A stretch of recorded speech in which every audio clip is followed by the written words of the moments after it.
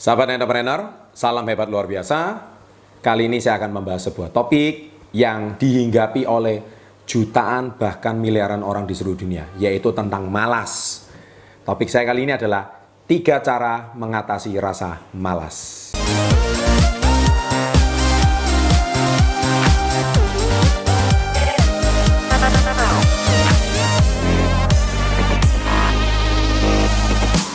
Sebelum saya membahas topik ini lebih lanjut, saya mau tanya sama diri Anda. Apakah Anda sendiri adalah orang yang pernah dihinggapi rasa malas? Atau jangan-jangan Anda adalah seorang pemalas? Sering dengar kata-kata seperti ini? Tidak enak bukan kalau kita diolok-olok atau kita dituduh atau dituding seperti ini? Nah, sekarang pertanyaannya adalah Anda harus tahu dulu definisi rasa malas itu apa.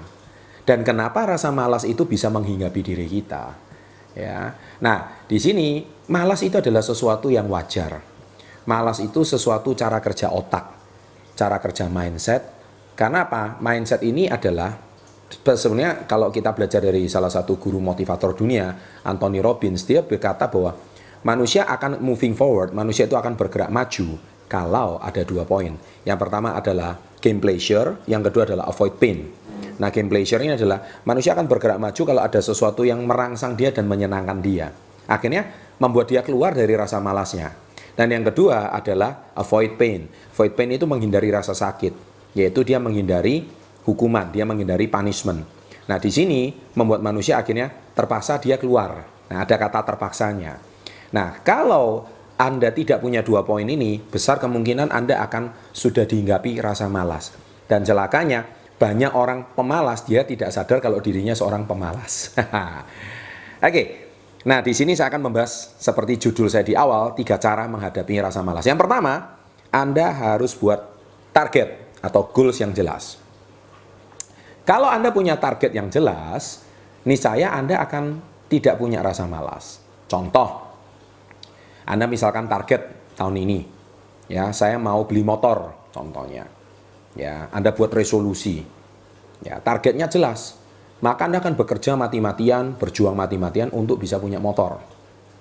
Contoh lagi, Anda punya target yang jelas. Saya mau lulus kuliah 8 semester contohnya. Ya, itu umum sih, 8 semester itu umum. Ya, bukan 6 semester atau 7 semester. Nah, saya akan bergerak cepat supaya tidak membebani orang tua dalam biaya kuliah dan sebagainya. Nah, itu targetnya jelas. Dan Anda tidak akan bermalas-malasan kuliah, tidak akan bermalas-malasan belajar. Contoh, mungkin Anda bekerja di luar negeri saat ini. Ya, saya punya target, saya mau mengumpulkan kekayaan sekian supaya saya tidak perlu lagi bekerja di luar negeri. Nah, targetnya itu jelas. Akhirnya Anda tidak punya rasa malas. Contoh yang paling gampang adalah anak saya sendiri, putra saya sendiri. Putra saya latihkan olahraga taekwondo. Ya, kalau tidak ada ujian, tidak ada pertandingan, dia latihannya juga ogah-ogahan, biasa-biasa aja, ya kan? Tetapi kalau ada ujian, ada target, ada pertandingan, ada goals, nah dia latihannya akan semakin rajin. Nah, sama, itulah cara kerja otak manusia. Ketika Anda punya target, Anda sedang dirangsang. Contoh yang paling gampang lagi adalah besok kalau Anda mau bangun pagi, ya, Anda mau pergi keluar kota. Biasanya Anda mungkin bangunnya jam 8 siang, jam 9 siang. Tetapi ketika Anda mau bangun pagi karena ada keluar kota, Anda sudah set target yang jelas, besok pagi saya harus bangun jam 5 pagi. Nah, Anda memberikan sebuah message kepada otak Anda, saya harus bangun jam 5 pagi. Nah, secara nggak langsung, pikiran bawah sadar Anda merekam bahwa besok pagi ada jam 5. Nah, goalnya jelas, targetnya jelas. Nah, akhirnya Anda bisa bangun tepat sebelum jam 5 mungkin. Ya, atau Anda mungkin bangun pas jam 5. Nah, beda sama kalau Anda targetnya nggak jelas. Contoh, saya berusaha bangun pagi besok. Atau saya akan membuat target, pokoknya saya pengen bangun pagi. Nah, itu nggak jelas, karena message-nya nggak jelas. Nah, kalau target itu harus buat dengan jelas. Ada angkanya, ada kapannya. Ya, saya nggak akan bahas di sini. Anda silakan tonton video yang lain. Intinya, Anda harus buat target yang jelas. Nih saya, rasa malas Anda akan hilang. Ya, besar kemungkinan Anda malas karena nggak punya target. Oke? Nah, yang kedua adalah Anda harus punya yang namanya punishment atau hukuman. Tadi saya sudah bahas di awal. Manusia itu akan belajar kalau besok mau ujian. Itu wajar. Manusia itu akan bergerak kalau dia itu takut dihukum. Manusia akan mentaati peraturan gurunya kalau misalkan dia melakukan pekerjaan ini. Kalau enggak dia nanti kena panis. Nah, sama juga, Anda besok harus masuk lebih awal, kalau enggak, Anda dipotong gaji Anda. Nah, itu ada punishment. Nah, atau Anda harus disiplin waktu. Kalau apa? Kalau Anda setiap 5 menit kena denda. Nah, akhirnya ketika Anda terbiasa terlambat, terbiasa malas, ya bangun siang, ataupun Anda tidak bekerja mengejar target Anda, besar kemungkinan karena Anda nggak punya punishment. Jadi punishment-nya itu, hukumannya itu seperti apa. Nah, kalau misalkan Anda sudah tamat sekolah, tamat kerja, tamat kuliah, dan sebagainya, Anda hari ini pasti mungkin nggak punya goal lagi. Ya, Anda secepatnya harus mencari pekerjaan. Kalau Anda nggak punya goal lagi, besar kemungkinan Anda akan dihinggapi rasa malas. Kalau Anda dihinggapi rasa malas, bahaya. Kenapa? Tidak ada yang mempanis diri Anda.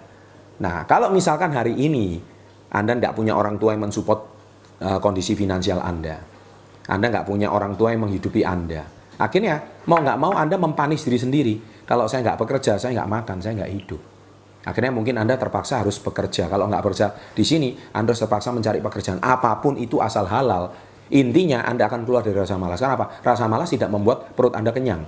Rasa malas tidak membuat cicilan rumah Anda jadi lunas. Rasa malas tidak membuat hari ini tabungan Anda bertambah. Rasa malas tidak membuat Anda hari ini pekerjaan Anda menjadi lebih baik. Intinya, rasa malas bukan sebuah solusi. Jadi, karena apa? Anda kurang punishment. Ya, jelas ya. Nah, yang ketiga adalah adanya reward. Nah, reward itu adalah hadiah. Ya, biasanya manusia akan tergerak kalau dia ada hadiah. Contoh, kalau kita seringkali anak-anak, kalau tahun ini kamu lulus, ya pekerjaan, lulus sekolah, mama kasih kamu hadiah jalan-jalan ke Jakarta, contohnya. Atau misalkan, kalau hari ini kamu pekerjaan nilainya bagus, nah, kamu akan bisa makan-makan di restoran. Nah, itu sebuah reward. Nah, ketika sebuah reward, akhirnya Anda mau belajar. Nah, seringkali Anda mungkin rewardnya nggak jelas. Kalau Anda bekerja, rewardnya nggak jelas, besar kemungkinan Anda akan malas. Anda tidak akan melakukan suatu kegiatan yang intinya membuat Anda mau bergerak. Nah, tapi kalau Anda rewardnya itu jelas, hadiahnya jelas, kalau saya bekerja sekian, saya akan dapat sekian, saya bekerja sekian, saya akan dapat sekian, Anda akan mati-matian, Anda akan menstimulasi otak Anda, bagaimana supaya Anda bisa keluar dari zona nyaman Anda, dari zona malas Anda. Akhirnya, Anda akan mendapatkan sesuatu yang baru. Oleh sebab itu, sahabat entrepreneur, saya yakin dengan 3 poin dan cara ini saya tidak menjamin Anda keluar dari rasa malas Anda. Tetapi kalau Anda bisa menemukan 3 poin ini tadi, jadi yang pertama target yang jelas, yang kedua ada punishment, dan yang ketiga ada reward, saya yakin rasa malas Anda akan jauh berkurang. Ya, silakan memberikan komentar positif di kolom komen. Saya juga ingin melihat perubahan Anda. Bila Anda memiliki banyak perubahan setelah menonton channel SP30, saya dengan senang hati akan membacanya. Jangan lupa klik like, share, dan juga jangan lupa subscribe berlangganan. Semoga channel ini senantiasa menginspirasi Anda dan membuat Indonesia lebih baik. Sukses untuk Anda, salam hebat luar biasa.